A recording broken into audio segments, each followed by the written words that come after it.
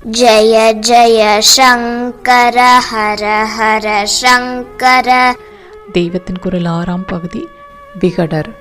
அடுத்த பேர் விகடர். அப்படி சொன்னாலே எல்லோருக்கும் வார பத்திரிகை ஞாபகம்தான் வரும்.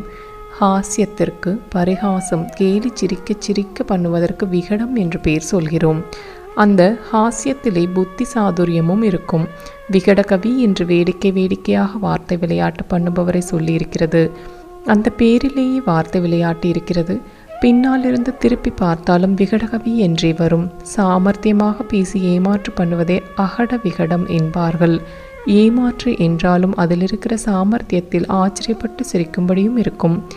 விகடக்கலை என்றே இருக்கிறது. அதிலே தேர்ச்சி பெற்று மிமிக்ரி முதலான ஐட்டங்களை கச்சேரியாகவே செய்பவர்கள் இருக்கிறார்கள்.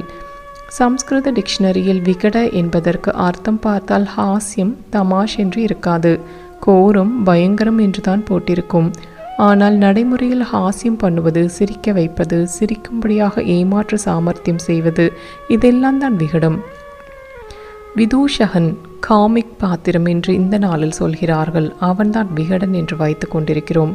டிக்ஷனரி அர்த்தப்படி பிரதிநாயகன், அதாவது வில்லன் என்று இருக்கிற பாத்திரம்தான் விகடன்.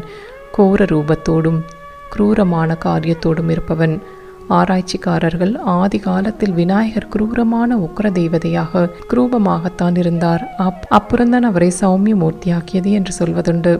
நமக்கு அந்த ஆராய்ச்சி எல்லாம் வேண்டாம். நாம் உருப்பட நம்முடைய உயிருக்கு ஒரு நிறைவும் நல்ல வழியிலான ஆனந்தமும் பெறுவதற்கு வேண்டியது பக்திதான்.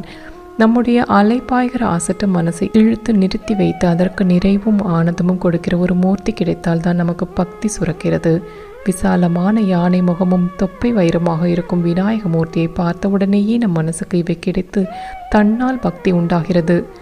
இந்த பிரத்யட்சமாக தெரிகிற சமாச்சாரம் விக்னேஸ்வர மூர்த்தியை பார்த்தால் ஒரு குரூபியை அல்லது குரூர சுவாபம் உள்ளவரை பார்க்கிற மாதிரியா அருவருப்போ பயமோ ஏற்படுகிறது. கைப்புண்ணுக்கு கண்ணாடி வேண்டாம். பிரத்யக்ஷ அனுபவத்திற்கு அந்த ஆராய்ச்சியை கொண்டும் நிரூபணம் வேண்டாம். ஆகையால் அறிவாளிகள் என்கப்பட்டவர்கள் நம்மை மண்டு என்று சொன்னாலும் சொல்லிவிட்டு போகட்டும். லோக வழக்கில் விகடம் பண்ணுவது என்றால் ஹாஸ்யம் பண்ணுவது என்று இருக்கிற அர்த்தத்திலேயே நாம் விக்னேஸ்வரரை விகடனாக வைத்து கொள்வோம். அவர் நம்மை ஆனந்தமாக சிரிக்க பண்ணுகிற அழக மூர்த்தியாக பிரத்யக்ஷத்தில் தெரிகிற போது ஆராய்ச்சி முடிவு சொல்கிற என்பதற்காக அவர் பயமுறுத்துகிறவர், அசிங்கமாக தெரிகிறவர் என்று ஒப்புக்கொண்டால் அதுவும் மண்டுத்தனம்தான். விக்னேஸ்வரர் நிறைய விகடம் பண்ணுவார். அப்பா அம்மா சாக்ஷாத் பார்வதி பரமேஸ்வரால் ஊடல் பண்ணிக்கொண்டு கோபமும் தாபமுமாக இருக்கும்போது அவர் ஏதாவது வேடிக்கை குறும்பு பண்ணி அவர்களை ஒன்று சேர்த்து விடுவார். காக்காயாக போய் அகஸ்தியரை விகடமாக ஏமாற்றி நமக்கு காவேரி கிடைக்கும்படி பண்ணுவார். பிரம்மச்சாரியாக போய் விபீஷணரை ஏமாற்றி காவேரி தீரத்தில் ஸ்ரீரங்கநாதர் பிரதிஷ்டையாகும்படி லீலை பண்ணுவார். கோகர்ண கஷேத்திரத்திலே அவருடைய அண்ணாவான ராவணனையும் இதே மாதிரி அவர் ஏமாற்றி விளையாட்டு பண்ணிதான் சிவலிங்கம் பிரதிஷ்டையாகும்படி செய்திருக்கிறார். இதெல்லாம் விகடர் பண்ணின பிராக்டிக்கல் ஜோக்ஸ். அதாவது அவர் விளையாட்டாக பண்ணினதை இன்னொருத்தருக்கு வினையாக முடிந்தது. ஆனாலும் ஒரு அகஸ்தியர், ஒரு ராவணன், ஒரு விபீஷணன் ஏமாந்தாலும் இந்த லீலைக்கெல்லாம் நோக்கம் இந்த லீலைகளுடைய விளைவு லோக கல்யாணம்தான்.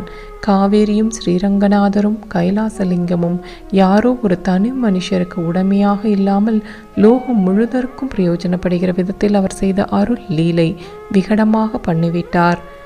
ஜெய ஜெய சங்கர ஹர ஹர சங்கர.